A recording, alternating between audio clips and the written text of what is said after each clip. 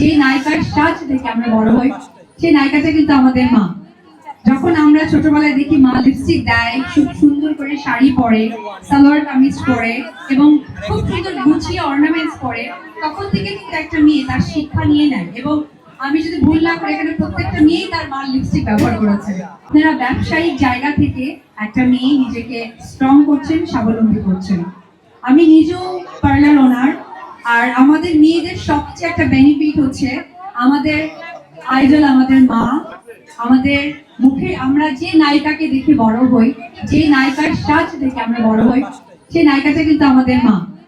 যখন আমরা ছোটবেলায় দেখি মা লিপস্টিক দেয়, খুব সুন্দর করে শাড়ি পরে, সালোয়ার কামিজ পরে এবং খুব সুন্দর গুছিয়ে অর্নামেন্টস পরে, তখন থেকে কিন্তু একটা মেয়ে তার শিক্ষা নিয়ে নেয়। এবং আমি যদি ভুল না করি, এখানে প্রত্যেকটা মেয়েই তার মার লিপস্টিক ব্যবহার করেছে। ছোটবেলায় শাড়ি পরার ঘুম পড়লে মার শাড়ি পরেছে। তো এটা মেয়েদের জন্য অনেক বড় একটা শিক্ষা মার কাছ থেকে।